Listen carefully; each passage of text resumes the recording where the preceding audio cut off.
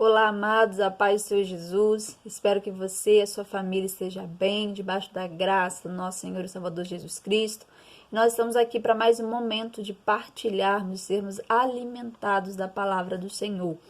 E para esse momento eu queria convidar você então a estar abrindo comigo a tua Bíblia, lá no livro de Gênesis, capítulo 35, dos versículos 16 ao verso 19. Gênesis, capítulo 35, dos versículos 16 ao 19, diz assim a palavra do Senhor para nós. Partiram de Betel e, havendo ainda pequena distância para chegar a Efrata, deu à luz Raquel a um filho, cujo nascimento lhe foi a ela penoso.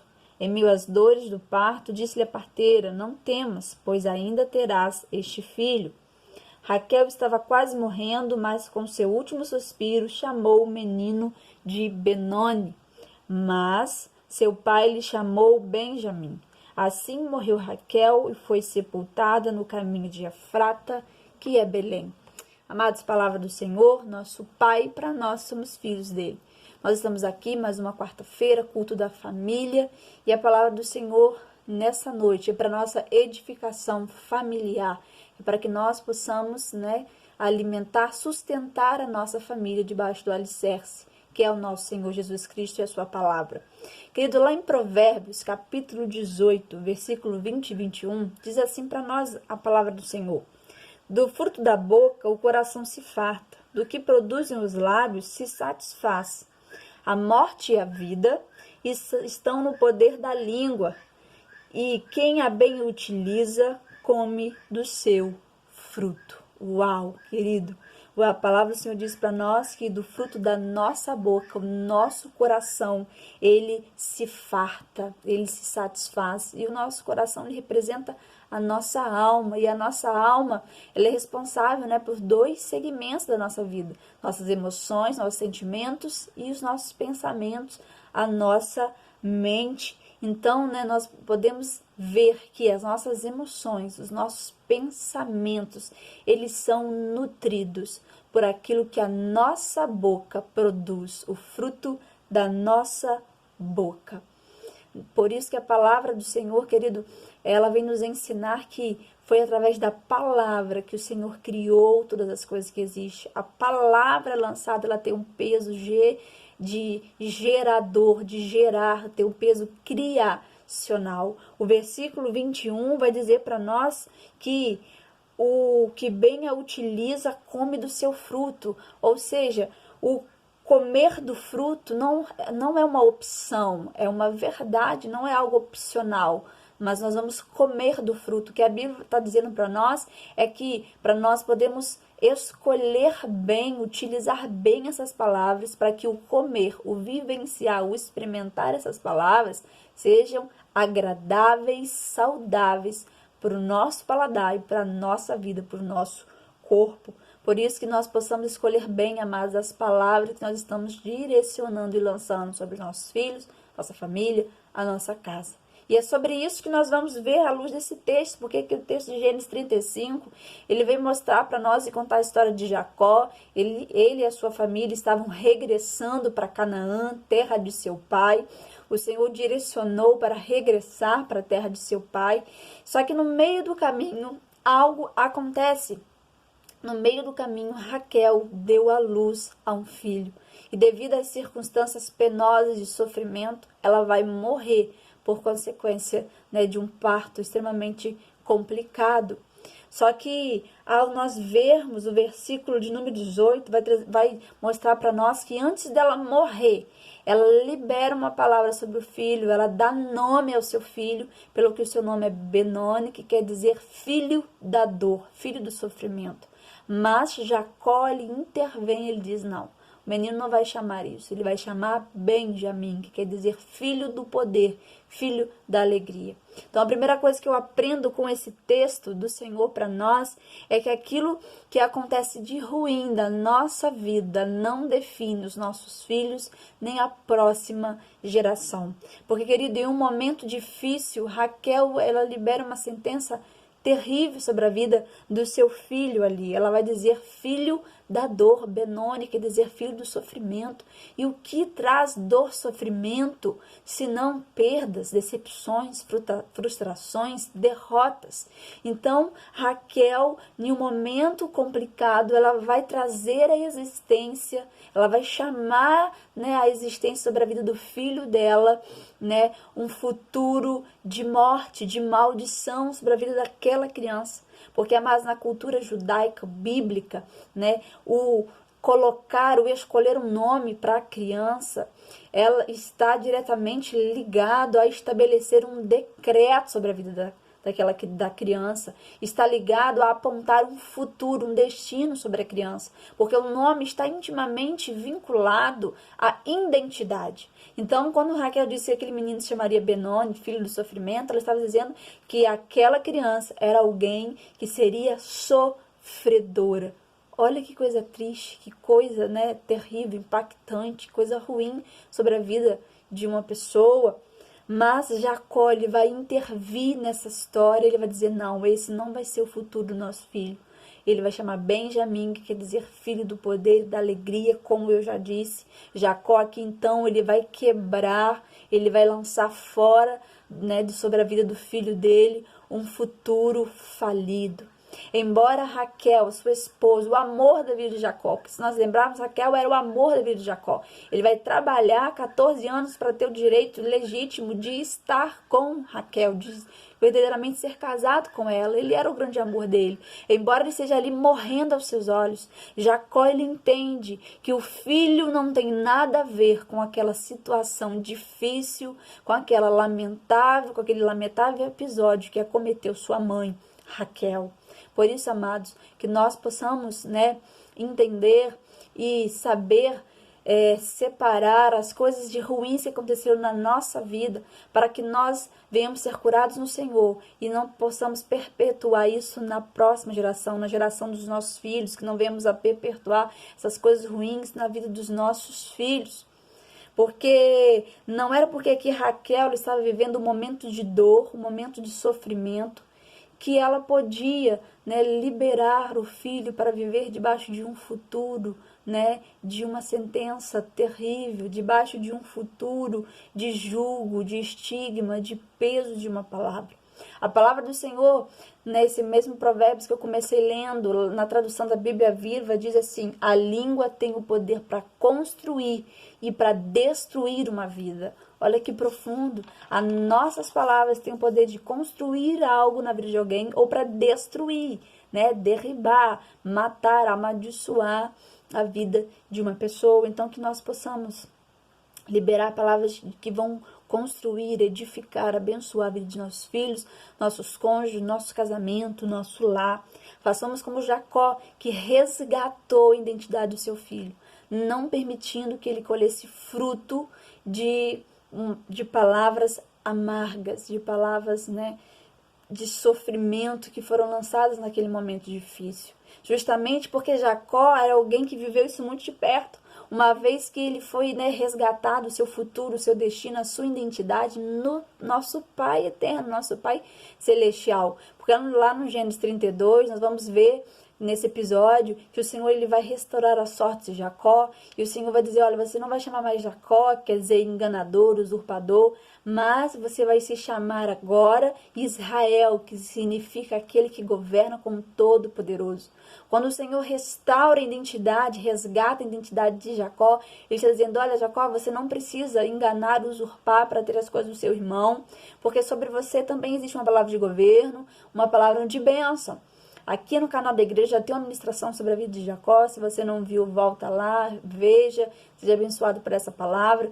Porque nesse episódio, mais aprofundado na vida de Jacó, nós vamos ver que ele usurpou duas coisas do seu irmão. O direito da primogenitura, que era o direito de governar sobre os bens do seu pai, sobre a herança, e o direito da bênção, porque a bênção habilitava o filho a conquistar, a romper, a vencer na vida.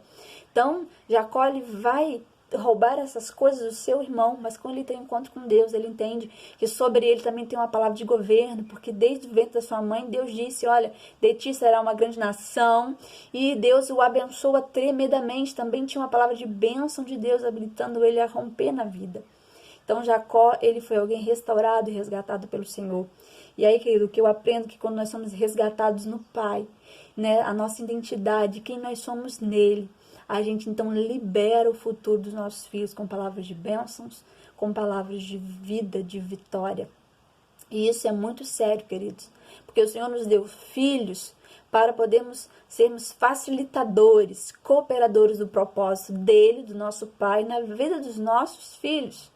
E a Bíblia mesmo vai dizer, o salmista vai dizer que a herança do Senhor são os filhos.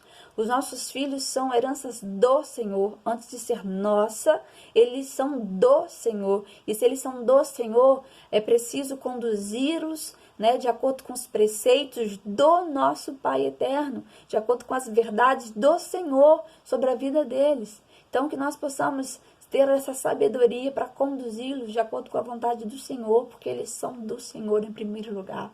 Como nós somos do Senhor em primeiro lugar, antes de sermos os nossos pais, os nossos pertencentes, a nossa herança familiar aqui na terra. E aí eu lembro da vida de Noé. Lá no Gênesis 9, a partir do verso 20, vai narrar um episódio ali. Noé, ele vai se achar embriagado naquele episódio. Então seu filho Cã, ele vai ver a nudez do seu pai, porque por Abraão estar embriagado, ele fica nu e o seu filho Cã vai ver essa nudez. E quando o pai recobra aquela consciência, ele vai chamar os seus filhos e ele amaldiçoa a descendência de Cã por conta desse episódio. E quando nós olhamos para a genealogia, para a história dos antepassados de Jesus até chegar em Jesus, nós vemos em Mateus que a história da salvação do Senhor começa com Abraão e não com Noé. Mas se nós repararmos, o Senhor começa o plano de salvar a humanidade com Noé, quando ele sai da arca. Porque Deus faz uma aliança com Noé, dizendo que ele não vai mais, né, destruir a raça humana. Mas nós vemos que então a história agora não é contada a partir de Noé, mas a partir de Abraão. Por quê? Justamente, querido, porque o nosso Deus, o nosso Pai, ele não reconhece uma paternidade que amaldiçoa a sua descendência, a sua posteridade. Deus não reconhece uma paternidade que amaldiçoa os seus filhos. Se nós olharmos em Lucas, a genealogia vai narrar e vai ter a Noé agora citado. Mas por quê? Porque lá diz assim, e Noé, filho de Lameque. Porque enquanto filho, Noé era legítimo diante do pai, né? Deus reconhecia a filiação dele sobre a vida de Noé. Mas enquanto pai, Noé rompeu com os valores do Senhor, amaldiçoando o seu filho. Por isso, amados, que nós possamos escolher bem as palavras que estamos lançando e direcionando sobre nossos filhos, sobre a nossa casa, para que possamos ser legítimos diante do Senhor e Ele reconheça a nossa paternidade, a nossa maternidade nele. O próprio Jesus, ele vai dizer em Mateus 12, ele vai dizer assim para nós, né? A boca fala... Deixa eu ler aqui, porque a boca fala do que está cheio o coração. Mateus 12 vai dizer, porque a boca fala do que está cheio o coração. Então, se o nosso coração está cheio de raiva, amargura, ressentimento, frustração, tristeza, derrota, vingança, toda sorte de sentimentos ruins, nocivos, destrutivos, que possamos nos voltar para o Senhor, para que Ele cure, liberte-nos desse tipo de sentimentos. Porque é isso que nós vamos propagar sobre as nossas gerações se nós não formos curados no Senhor. Por isso que nesse episódio aqui, Jesus está dizendo, olha, porque a árvore mal não pode dar bons frutos, porque a sua essência é mal, a sua essência está corrompida. Ainda que deseje dar bons frutos, não consegue, porque a sua essência está destruída por dentro. Então, que nós possamos estar em Deus para Ele nos curar, para que a gente não propague na nossa geração, que é os nossos filhos, palavras ruins, palavras de maldição, mas sim palavras de bênçãos. Porque veja bem, querido, lá no Gênesis 37, vai começar dizendo que vai narrar a história de Jacó. Diz assim, eis a história de Jacó. Aí, ponto. José, seu filho, a história de Jacó, mas conta-se acerca da vida de José. E sabe por quê? Porque a nossa geração, a nossa história não termina em nós.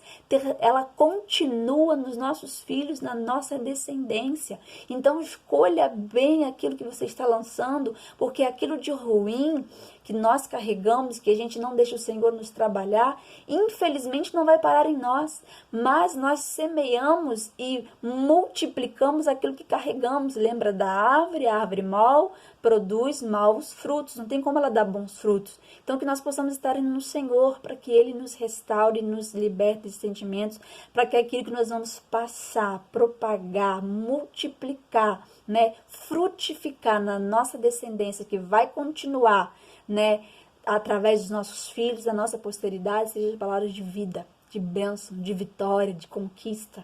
Amém, querido? E Jacó, sabedor dessas coisas, ele então vai resgatar o seu filho desse destino cruel e terrível que ele teria. Porque ele foi resgatado no Senhor, como eu já disse anteriormente, e quando nós somos resgatados do Senhor, o que espera-se de nós, que nós venhamos a resgatar os nossos. E 2, porque ele aprendeu com seus próprios erros. Porque lá no Gênesis 31, nós vamos ver um episódio tenso que acontece entre Jacó e Labão. Jacó está voltando para Canaã, para a terra dos seus pais, com sua família agora grandiosa, cheia de filhos. E então Labão vem atrás dele. E Labão vai dizer assim: olha, porque eu tenho poder para suscitar mal contra você. Mas o seu Deus me visitou e ele disse para mim não fazer mal nem bem contra você. Então, os nervos ali estavam à flor da pele, porque Labão veio para brigar, para afetar Jacó. Mas, não podendo, sendo impedido pelo Senhor, ele ainda assim insinua que Jacó roubou os seus deuses, que Jacó é um ladrão. Que ele diz assim: por que então vós roubastes os meus deuses? E aí no versículo 32 de Gênesis 31, Jacó vai dizer assim: não viva aquele com quem achar os teus deuses, porque ele não sabia que Raquel havia os furtado. Olha só, o que acontece? Tempos depois, quem morre ao dar à luz? Pois é, Raquel. Jacó, levado pela raiva, pela ira, num ímpeto de um momento, ele libera uma palavra: não viva, ou seja, o mesmo que morra aquele com quem foi achado os seus deuses. E ele não sabia que estava com a sua esposa. E então ele libera uma palavra de morte que vai voltar para dentro da casa dele e vai gerar morte, porque de fato Raquel morreu. Por isso, amados, que nós possamos não liberar palavras tolas de destruição, de maldição, palavras frívolas, palavras destrutivas, no ímpeto, na raiva, na ira, mas que possamos fazer o que a palavra do Senhor nos orienta, desde o lugar a ira do Senhor, porque o nosso Deus, a ira dele tem a intenção, o objetivo dela é de conserto, de transformação. A nossa ira é o oposto, a ira do ser humano tem o objetivo de desconcerto, de destruição. Porque o nosso Deus é um Deus infinitamente justo, então ele não manifesta os sentimentos da mesma forma que nós, humanos, manifestamos. A ira de Deus, ainda assim, é com o objetivo de nos resgatar daquilo que estávamos fazendo de errado. Então, que nós possamos dar lugar à ira de Deus e não falar palavras inconvenientes, porque muitos estão colhendo no seu casamento, no seu relacionamento com o seu cônjuge, com o seu filho, palavras de morte, que foram lançadas, palavras de morte que foram proferidas contra os seus, contra aqueles que Deus colocou do seu lado. Então, que nós possamos escolher bem as palavras que nós estamos utilizando dentro da nossa casa, nos nossos relacionamentos. E aí eu lembro de Jesus lá no episódio da figueira. Quando ele amaldiçoou aquela figueira, Jesus estava tendo um ato pedagógico como mestre que ele era, e um dos objetivos dele era nos mostrar o poder que a palavra tem. Jesus lançou uma única palavra contra aquela figueira, e a Bíblia diz que a figueira começou a murchar e morreu, secou. Jesus lançou uma palavra contra ela. E eu fico imaginando quantas vezes nós lançamos palavras contra os nossos. E isso tem gerado frutos de morte, tem gerado frutos de sequidão no relacionamento com o filho, com o cônjuge, no casamento, no lar. Porque, querido, nós precisamos entender que palavras são ferramentas de Deus para a guerra. palavras são ferramentas do Senhor para o campo de batalha. Porque se nós lembrarmos do episódio de Davi e Golias, lá em 1 Samuel capítulo 17, naquele episódio Davi vai dizer assim, né, contra Golias: hoje mesmo o Senhor me entregará a você, vai entregar você nas minhas mãos, e eu vou te ferir e vou cortar a tua cabeça. Minutos, horas, tempos depois, que a Bíblia não fala quanto tempo levou ali o embate de Davi e Golias, mas o que aconteceu? Davi derruba Golias e com a espada ele corta a cabeça de Golias. Ele liberou a palavra contra o teu inimigo e tempos depois aquela palavra produziu fruto e veio acontecer. Golias vai ser decapitado por Davi.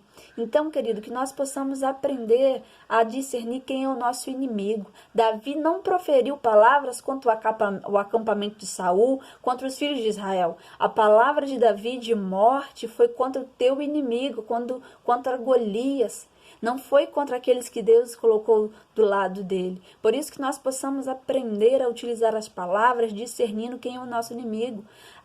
A tua casa não é o teu inimigo, o teu cônjuge não é o teu inimigo, o teu filho não é o teu inimigo. O que está manipulando por detrás deles, talvez, as situações, o que está manipulando as situações por detrás, este sim é o teu inimigo. É contra ele que palavras de derrota, de enfraquecimento, de maldição, que você deve lançar para que ele perca o controle, né, da situação, para que a palavra do Senhor venha predominar e prevalecer. Mas contra os seus é palavra de vida, é palavra de encorajamento, de vitória, de conquista. É palavra de transformação, né? Como Ezequiel, eu gosto muito desse texto, fala muito ao meu coração. Ele profetizou contra o vale, palavra de vida, e não palavras que ia acabar de afundar o vale, né? Que ia acabar de soterrar aqueles ossos, aqueles mortos. Então que a gente possa, né, que liberar palavras que não irão entulhar a nossa vida e a vida dos nossos, mas que vão liberá-los para viver um futuro grandioso no Senhor. E por fim, querido, o salmista vai dizer o quê? Que os filhos são como uma flecha na mão do guerreiro. Qual é o objetivo da flecha se não ser arremessado para um alvo? E quem é o alvo da nossa vida? Pelo que o apóstolo Paulo diz: eis que eu prossigo para o alvo que está em Cristo Jesus. Jesus é o nosso alvo. Então que nós possamos arremessar, direcionar os nossos filhos, a nossa casa, no alvo que é Jesus Cristo, direcionando e apontando-os para Ele. Assim como Jacó fez. Jacó, quando resgatou a identidade do filho, dizendo que ele era Benjamim, filho do poder, o seu filho desfrutou dessa palavra. Ele foi tirado de um futuro falido, terrível, de prostração, porque uma pessoa sofredora, ela fica prostrada, caída, derrotada, cabisbaixo. Mas Jacó disse: não, meu filho vai ser filho do poder. E a tribo de Benjamim se tornou uma tribo de valentes, de guerreiros. Sim, eles se tornaram valentes, guerreiros mesmo, literalmente no Senhor. Saul, ele foi um excelente guerreiro e ele era da tribo de Benjamim. Embora Saul ele rejeitou o propósito do Senhor, mas nada disso anula o chamado que o Senhor teve para ele. Deus o chamou e estava disposto a confirmar o trono sobre a vida e descendência de Saul, assim como Deus fez com Davi. Mas Saul rejeitou, mas o fato de Saul ter rejeitado não anula o chamado que Deus tinha sobre a vida dele naquele momento. Então Saul, ele era da tribo de Benjamim, era um valente, um guerreiro. A rainha Esther, que Deus efetuou o livramento de uma nação inteira através da vida dela, ela era da tribo de Benjamim, foi uma valente do Senhor. E o outro guerreiro do Senhor foi o apóstolo Paulo. Ele também era da tribo de Benjamim. E ele foi usado pelo Senhor, foi um vaso escolhido, como o próprio Senhor diz lá em Atos, para levar a palavra do Senhor aos gentios e aos próprios do povo de Israel. Então ele foi um escolhido do Senhor, foi um filho que de fato se portou com poder e com graça diante de Jesus Cristo.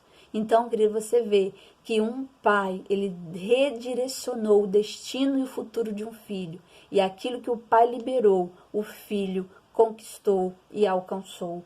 ele disse: meu filho será filho do poder. E realmente a tribo de Benjamim foi uma tribo gloriosa, que exerceu poder, que exerceu valentia em nome do Senhor. E a descendência dele exalava aquilo pelo qual o Pai direcionou, liberou e abençoou lá atrás a Benjamim. Então que nós possamos ser assim. Pessoas sábias, nunca esqueça, as suas palavras são ferramentas de guerra. As suas palavras estão gerando, criando, dando vida a coisas, a situações, a momentos. Então use ela para gerar vida, bênção, conquista e vitória sobre a sua casa. E com certeza o seu futuro, da sua família, será lindo no Senhor, porque o Senhor, ele só tem planos de paz e de bênção sobre as nossas vidas. Amém? Vamos orar? Pai, nós queremos te agradecer. Obrigado pela tua palavra, que a tua palavra continue alimentando, continue sustentando a nossa vida. Obrigada, Pai, porque a tua palavra, ela é perfeita.